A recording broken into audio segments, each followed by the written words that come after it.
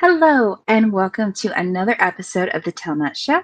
Sadly, Kirsha's not able to join us, so it's just me, your host, Julia J.K. Allen. I'm an author and editor who writes horror and fantasy, but I love to sprinkle a little bit of magic into everything I write. I'm very excited to introduce our guest tonight, Jackie Sonnenberg. Jackie Sonnenberg is an author and costumer in Orlando, Florida, known for creating costumes of book characters and going to events in character. Their background in haunted houses helps them create characters and settings and get into the darker side of things. Very excited. Welcome to the show. Hi, Julia. Thanks for having me. Yes, very excited. So tell us a little bit about your writing journey. What got you started in writing, and what does it look like so far? I think I started writing when I became literate. I mean, when you're a kid, Yes. you discover books and you discover that you like them. You discover that you love them, and you love them so much that you want to make your own. And so that's Hmm. what happened in a nutshell. Books were my first love. Yes, I think for a lot of writers they are. What genres do you write and why? So I guess I started with fantasy in general. I really liked urban fantasy, magical realism. So just kind of incorporating some sort of fantastical element into like everyday life. But I sort Hmm. of gravitated towards the dark side of things, of course. So I started to write more horror and more dark fantasy horror. So I blended that in there a little bit. Yes, I also like writing horror. So I was kind of in a writing slump at some point, and the Discord I was a part of at the time, he was like, a friend was like, "What's one genre you feel you can never write?" And I was like, "Oh, horror. I'm such a chicken, right? What can I? I love watching horror movies, love reading horror stories and stuff ever since I was little. But I was like, I'm a chicken. What do I know about writing scary stuff, right? And making it actually scary." But he kind of dared me. He's like, "I dare you to write a horror story." And I had so much fun with that exact thing of how do I make this scary? What makes a good scary story and how can I work that into this? It was such a fun thought experiment. I had a blast and I was like, I think I'm hooked, right? Yeah, it's different, isn't it? It It's really different, is. isn't it? Because it's like you're really you're writing to give someone like chills. You're writing to make someone Hmm. feel like anxious or uncomfortable. I think that's what people love about the horror genre so much because it's like you're experiencing that Right. but with safety. It's like you want to come of Yes. age, but you don't at the Exactly. same time. Exactly. It's a safe way to access that kind of thrill, right? Of Mhm. what happens when the worst happens, right? So, no, I love it. Although sometimes I have no chill about things and I have to go through and edit, and people are like, this is a little too much. I'm like, okay, we'll put it back. Because, like I said, the fun part is like, how do I make this scary, right? But sometimes, like, because I also like to write my favorite type of monster, human as a monster, right? Yeah, So, but that can get dark real fast if you're not careful. of course. Yes. So tell me, what does your writing process look like? How do you get from idea to finished manuscript? Well, I like to think that I start with just an initial concept, a story of what I want it to be and where it's going to go. And then I kind of just make what I like to call like a little bit of a skeleton outline. So like the Mm-hmm. beginning, the major focal point, the major conflict in the middle, and then of course the ending, the resolution. And then later you kind of go in and you fill in the rest. So as long as you get like those three main points down, the beginning, of course, and then the middle, you have to write from the beginning to the middle of what is going to happen that is going to Mm-hmm. bring you to that middle, bring you to that point. And then after that, what is the resolution of all of that? So it's more like this happened. Now how do we solve it? How do we solve this problem? But also what is going to happen Yeah. along the way? No, that is a great way of like framing it and looking at it. Whenever people are like, if they're not familiar with like, how do I plot? It's like, well, what big things do you know you want to have happen in the story, and then how do you get from each point to the next? I Mhm. love that you do that with the beginning, middle, and end. And like you said, now that we have the problem, how do we solve it? That's a great way of finding your ending.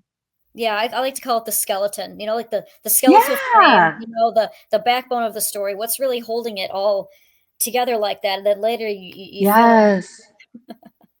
No, and I love looking the at rest. drafting that way of like you get the solid bones and then you start to add the flesh and then finally you make it pretty by putting the skin on, right? That is the way that you write. It's great when you're drafting of just get the bones down, and then we add the flesh, and then we make it pretty, right? So Yeah, that's I kind of love what that. the Yeah. first draft. That's kind of what the first draft is. The first draft is you telling yourself the story. Yeah, figuring it out and telling it to Right. yourself, and then Yeah, you make it look like you knew what you were doing the whole time. exactly. Yeah, of course. I meant to do that. Yeah. Yeah, yeah. And I think the having that perspective on it is very freeing, because I know a lot of people are like, I can't move past chapter 1 until it's perfect. Well, a lot of times you don't know how to begin until you finish the story. Then you're like, Mhm. this is the perfect way to start it, right? You make it look like you knew what you're doing the whole I've time. actually Yeah. started with the ending a couple times. Yes. No, I'm Fun huge of like, experimental, like, okay, I already know, but like what I gotta get this out of the way now, you know? It's like yes, make this yes. fair out, and then right at the beginning, and then when the time you get to the end, you're like, did this work?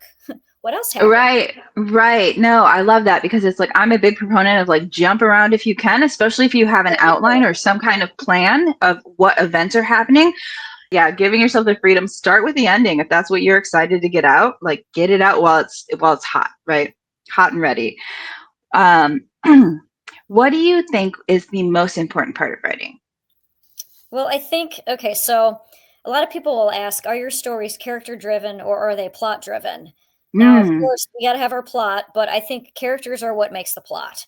You got to have strong yes. characters that have strong development and a strong part of the story because without them, there's no plot. You know, how are they related Mm-hmm. to the plot? How is the plot related to them, and vice versa? 100% agree. But I love like how you talk about it's the interplay between how the characters interact with the plot as well. Oh yeah. Yeah. So I love this question. Who is your favorite author or authors, and what do they do best? All right. Now these are kind of recent. So I love I think her name is Elle Kingfisher. She Mm, incorporates a lot of fantasy horror together, which is kind of something I wanted because I wanted to see how other authors do it. But I've been a yes, yes. longtime fan of Ruth Ware, actually. Ruth Ware is Okay. an Yeah. Irish mystery writer, and my favorite thing about her, and this sticks to me forever, is she's the first mystery author that surprised me. Now, see, Oh, yeah. say I've read, I've read my share of mysteries, and sadly, a lot of them were very predictable. I figured Yes, it out yes. like early on. I'm like, okay, so did it, and this happened, and okay, And here's the good for me, misleading but characters. Yeah. good for me, but bad for this. But no, I read some of her books, and halfway through, I thought I figured it out, and then next chapter, nope, I'm wrong, and then the ending, and I was blown away almost each and every time. So give me a story that will surprise me. I want to be able to do the same. I think I want to surprise No, readers. that's I want amazing. I don't Yeah. want anything to be predictable. You know what I mean? Yes, no, 100%. Because there's that's the one thing about being a writer, is sometimes it's so obvious what's going on or what's going to happen next. I remember watching, I won't name the movie, but it's an MTV like movie, and I was literally every before anything happened, I'm like, oh, this is going to happen. If they want to be a little more interesting, they'll do this instead, but I'm pretty sure they're going to. Every time before something happened, I was like calling out what was going to happen. And I was like, I even said, oh, they're going to say this, I bet. And they would. And the person I was watching with was probably like tortured at this point, but they're like, are you sure you've never seen this before? And I was like, I'm a writer. It's not that hard to figure out when it's so obvious, predictable. Cause Yeah. like, I'm like, yeah, I'm just like, I know exactly what's happening, and it's not fun. And I make it not fun for everyone else. Unfortunately, that's my flaw. But I love getting surprised by a good story. That's how you know it's a good story, when you're like, I didn't see this coming from a mile away, and I'm Exactly. pleasantly surprised by that. Yeah, yeah. It's like Especially, you want your readers to figure it out, but you don't. So like well, when you it want comes it to to the make closure, sense as in, yeah, you want it to make sense as in, I planted enough seeds that you're like, how did I not see this coming? right? But you still don't want them to see it You coming. still That's have the to go goal. in and remove several of those seeds, and that's something that I did. Yes, 'Cause I'm like, I'm so yes. sad about this. No one's gonna see this coming. But no, I can't tell them yet. I want I want to play with Right, it. right. Yeah, no, it is definitely, there's an art to it, for sure, for sure. Um, what have you learned from the writing process? Just in general. Well, okay, I'll tell you this, and I say this a lot, and maybe you know this, but sometimes books just write themselves.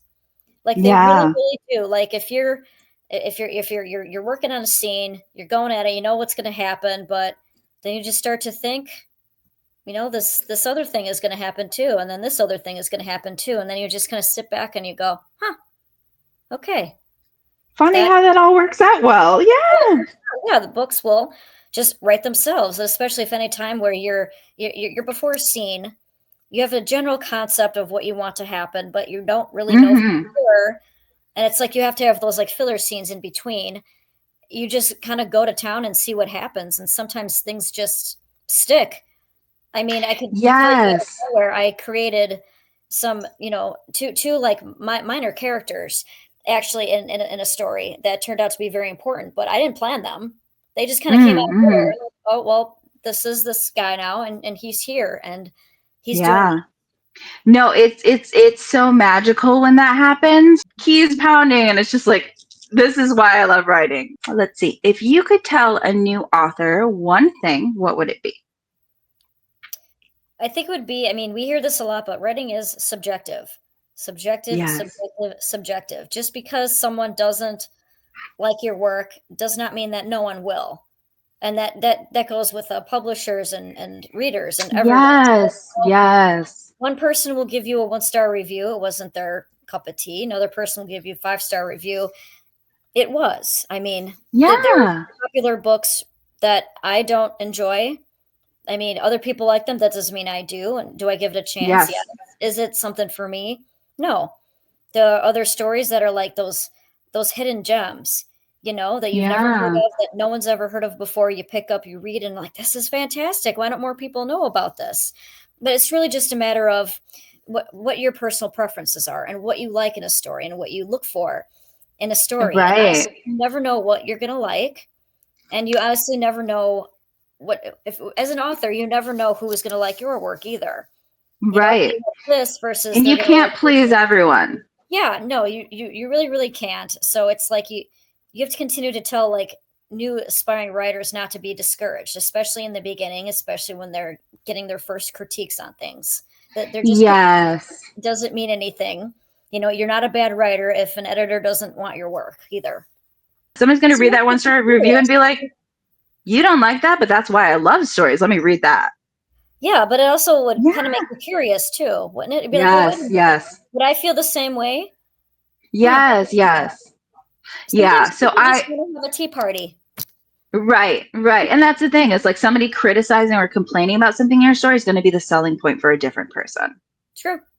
So, how do you make time for writing? Everyone's so busy these days. That's such a hilarious question, isn't it? Yeah. You try so Right. hard. I mean, I try to if I'm like on a deadline, I will absolutely, have more discipline there. But if I'm on like a lighter deadline, I'll just kind of say, hey, the typical goal I would try to do like 1,000 words a day if possible, or Mm-hmm. at least a couple thousand a week, if anything. I mean, I try to be lenient, but sometimes you can't really force it. Yes. There are times where if you say to yourself, yes, I'm going to get work done today, you open your work up and you end up staring at the same sentence for Yes. hours. Stop. You're obviously not going to get anything done. Stop and just move on to Yes. something else. Do something else. Come back when you have that, when you can finish the rest of that sentence. Mm. Yeah, no, I agree. Because sometimes the brain's just not going to brain, It's right? not. We're tired, we're burned out, we've Long got so day. much going on, we're distracted. Yeah. And sometimes you just need rest. And if you like force yourself to like put something down, later you're going to read it and you're going to be like, Yes. what was I thinking? What am I No doing? emotions. There's nothing behind this other than words. Yeah, no, that's the thing. Is I had to learn that of being like, it's okay to not write every day. I mean, now I kind of go the extreme and I'm like, I don't have to write ever. No, I'm just kidding. I just get busy and I need to be Yeah. better at prioritizing my writing time because I'm always Same. prioritizing everything else. But yeah, of being like, oh, if I didn't write today, what am I even doing? And so I try and force it, and then you read it later and you're like, this is so bland and surface level. Like it just didn't have the magic anyways. And I'm like, I have to rewrite this anyways. I should have just held off. Right. Mhm. What is your favorite part of writing? I like to. I think I like it when the books write themselves. I like surprising myself. I like Yes. organizing like a scene and figuring out who it was who's in there, who's doing what. I love character relationships. I love development. Yes. And I love what their relationships are to one another. You know, not only how are they important to the plot, but how it affects all of them as people, and like how it affects them Yes. with each other, how they interact with each other, whether you get people that are foes, whether you get people that are eventually they become friends and everything. Yes. Yeah, it's always interesting to see where that's going to go, because people look for that. People look for character Hmm. dynamics. They look for the relationships that they have with one another. They look for conflicts with one another, because, you know, the Mm. more that it makes them more human. The more flaws that they have, the more conflicts Yes. they have, it makes them more human. But also, you got to put some wholesome stuff in there too. You got to have Yes. No, characters with for like sure. meaningful relationships with one another. You know, Mm. strong friendships. You know, neighbors and good friendships. People that Yes. No, friendships are just as important as romantic relationships and stories, yeah, right? I stress friendships more than anything, and everybody Yeah. have a solid, meaningful relationship. And the story is especially when they're all related to the plot and how it will affect them and all their lives. Yes. Yes. Really No, the magical. friendship is what builds the connection for the whole story. Hmm. Yeah, No, and I love that you mentioned that like the perfect character is not the way to go. Like it is not only not realistic, how am I supposed to relate to that character if they're mhm. perfect? Because I will never be, right? But it's also boring, right? They're perfect, they win at everything. Why do I need to read 200 pages about how they're going to beat the bad guy handily, right? Because they're Yeah, so good at everything they do, right? And I also love how you view it as like even when they're bad, they have to have good in them still. There has to be yeah, something redeeming about, because that's the thing is people are human. We all have horrible and wonderful in us, right? That's what people connect to. A lot of people really love those characters because it's so good at showing the good and the bad in people, which makes for a whole person. What is your least favorite part of writing? well, I mean, I think we could all agree about writer's block. I think I mentioned that already. Yes. Like, you almost feel guilty when Yes. you can't think, you can't work. You feel guilty about it almost, like, oh, I said I was going to do, you know, between 1,000 and 5,000 words today. That didn't happen. I wrote, you know, a sentence, Yes. and then I Right. went and I played video games, or I started to clean the house. You know, anything but writing. I blame capitalism, right? Because it's like if you're not monetizing your three hobbies and two side hustles, what are you even doing, right? You have to be What are you productive. even doing? If you're not productive, what's your worth, right? And kind of like it's just been so extreme, right? So also, like when you're writing a series too, just remembering all those nitty gritty details. Whatever you Yes, did in book one, you need to make sure you replicate throughout the entire series, right. and you know, consistency too. So if a character has Yeah, blue eyes in the first book, they're gonna have blue eyes for the rest of the series. Don't accidentally make yes, it green, you know, in the third book, right.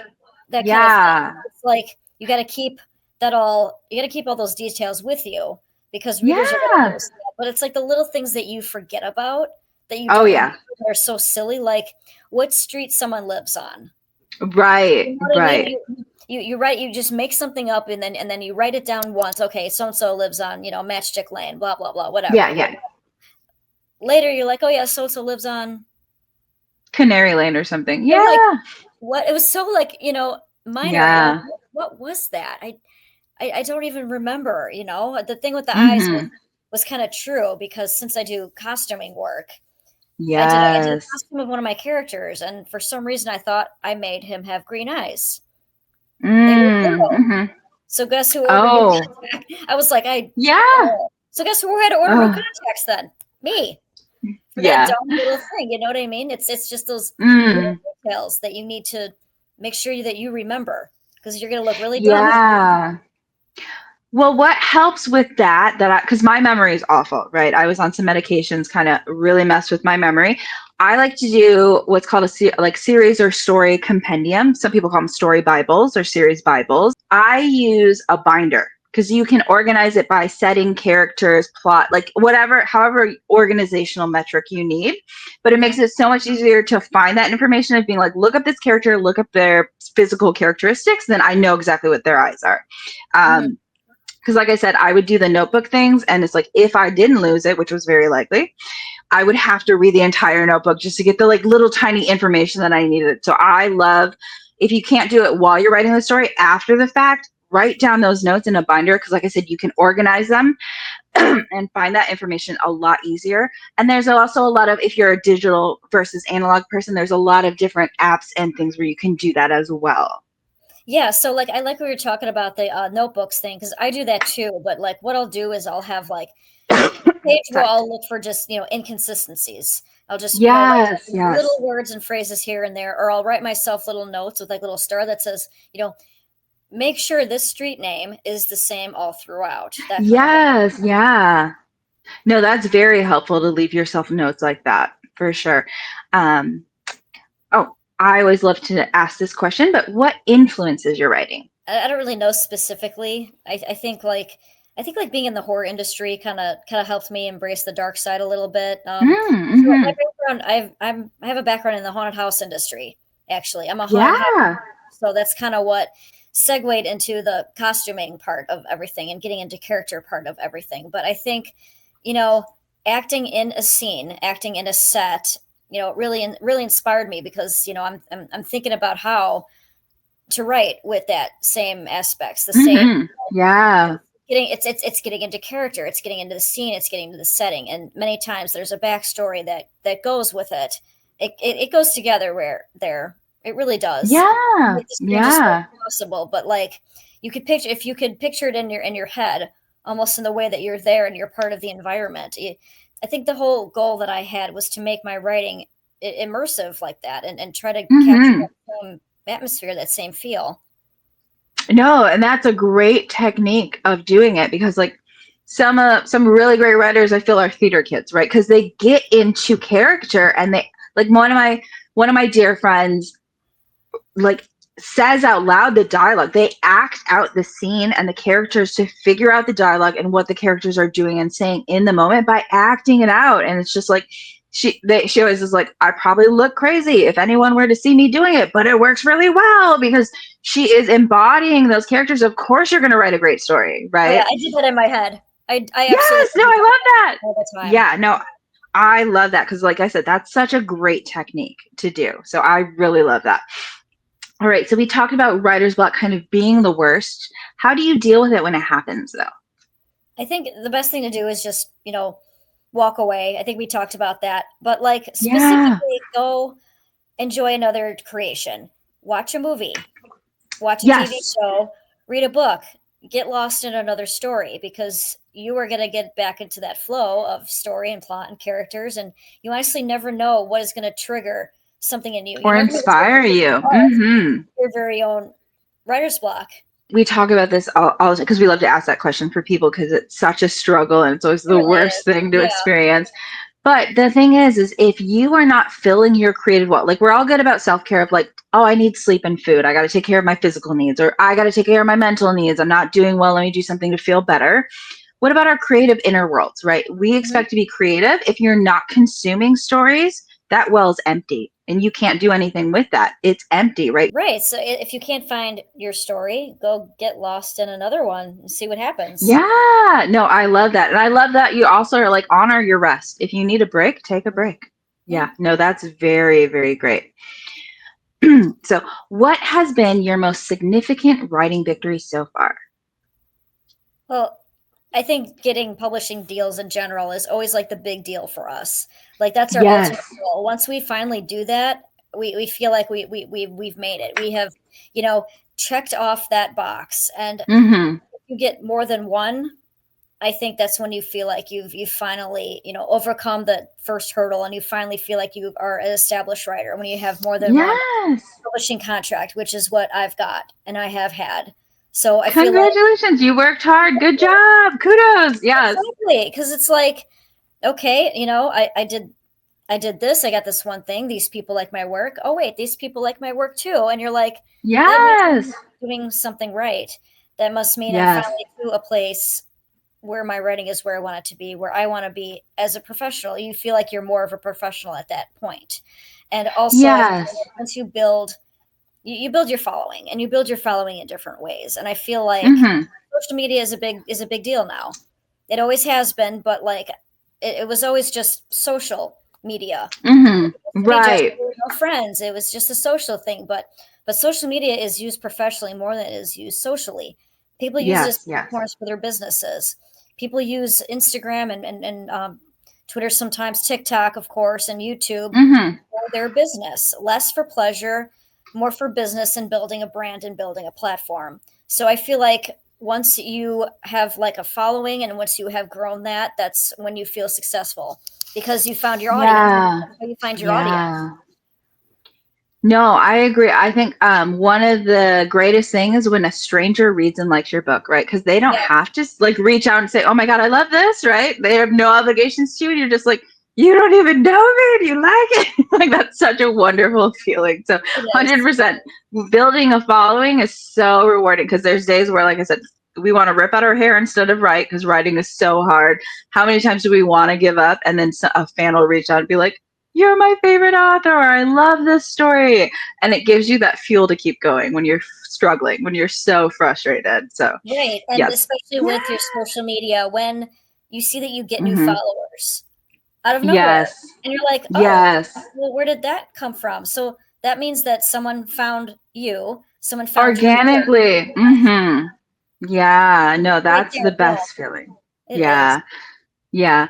I also think that like what you're saying, like it matters so much because like we all struggle so much with imposter syndrome, right? Oh, We're oh, of we course. all feel like we're all All everyone do knows it. what we're All everyone knows do what it. they're doing. And I'm just faking it. Nobody knows what a mess I am. But like we all feel that way. We're all a We mess. We're all faking it. Yeah, that's how we get through. Fake it till you make it. I know, it's so weird. Like I've had people tell me that they were like afraid to talk to me, and I'm like, why? Hey, Right? I'm just me. Yes. I'm just a chick sitting at a table with my books to sell, meeting new readers Yes. with advice Yes. like that. I'm like, I'm here to meet new readers. I'm here for you to meet me. Come talk to me. I swear I'm not that scary. I'm a person.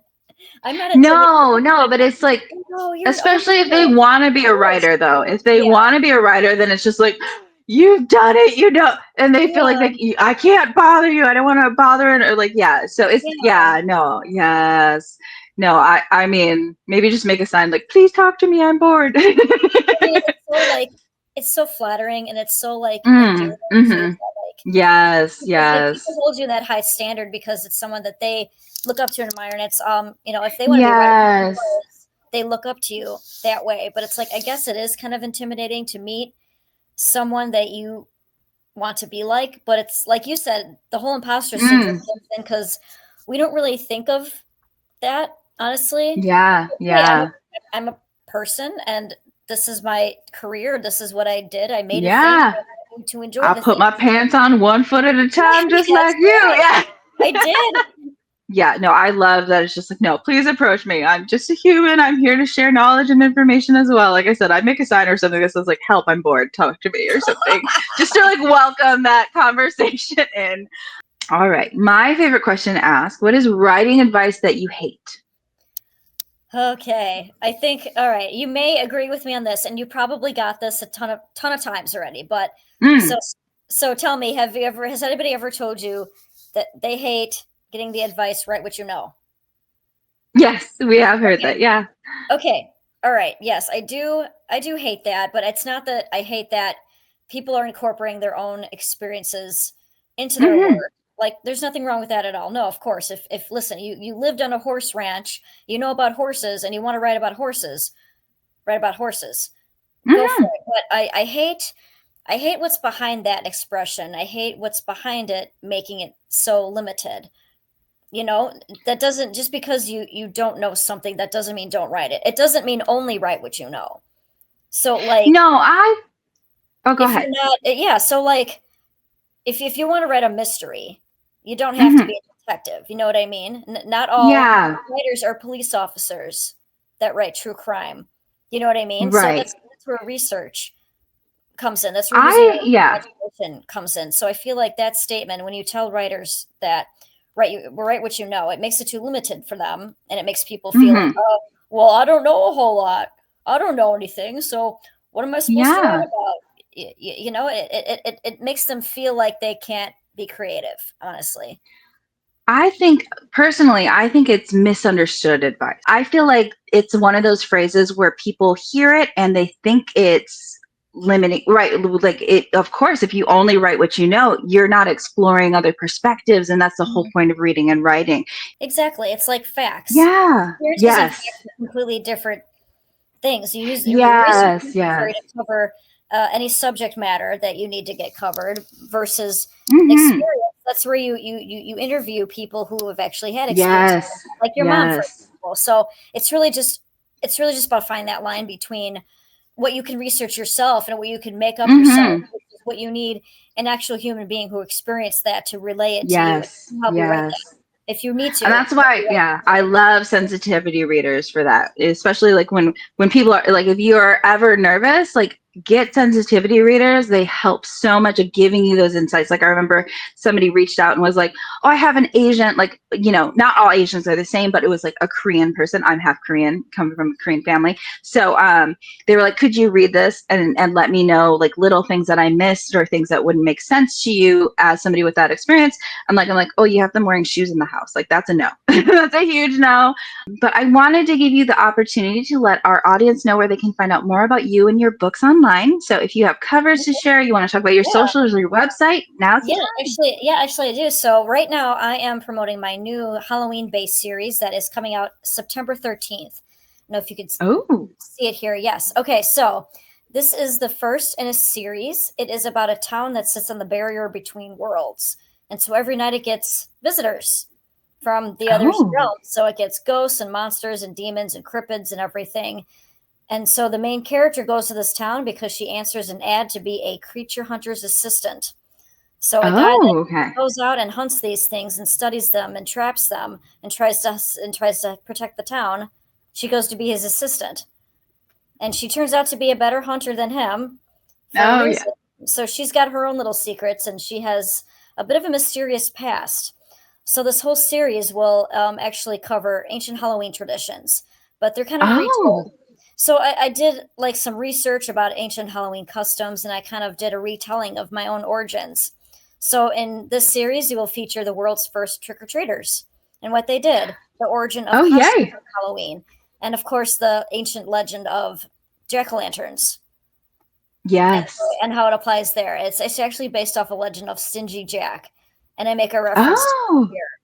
But yeah, so this is coming out in September. It is up for pre-order right now through my publisher, Four Horsemen Publications, and they're actually offering 15% off for pre-orders right now.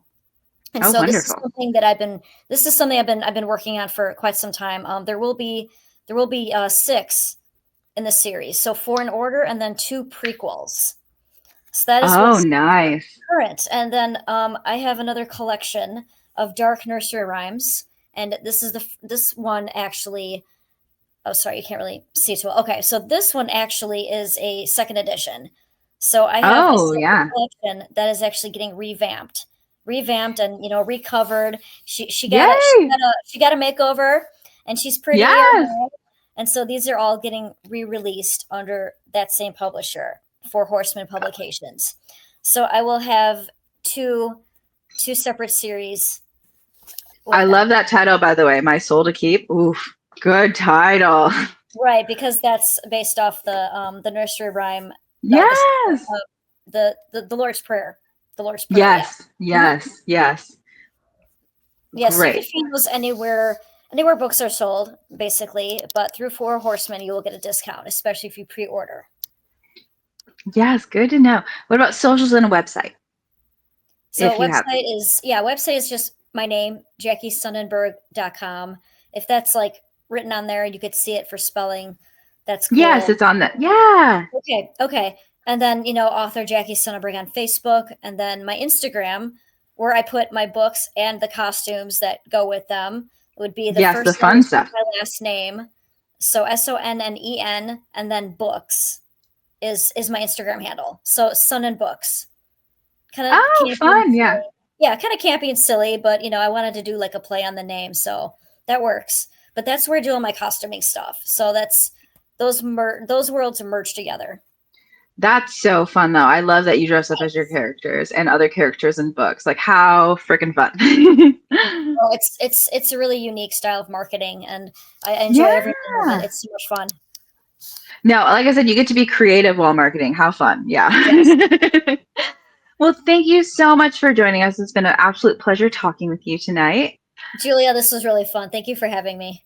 Yes, we loved it. And thank you to everyone who is watching along at home. And remember, there's more than one way up the mountain. If you're interested in being a guest on our show, you can find us on social media at The Telnut Show or email us at thetelnutshow@gmail.com. So thanks again for watching. Thank you. Thanks again for listening. If you enjoyed the show, consider subscribing and liking. We appreciate all the support. Julia J.K. Allen is an author, editor, and coach and can be found at hijinksrudder.com. Kirsha Fox is an author, avid reader, gamer, and mother to four, and you can find her at kirshafox.com. Thanks and see you next time.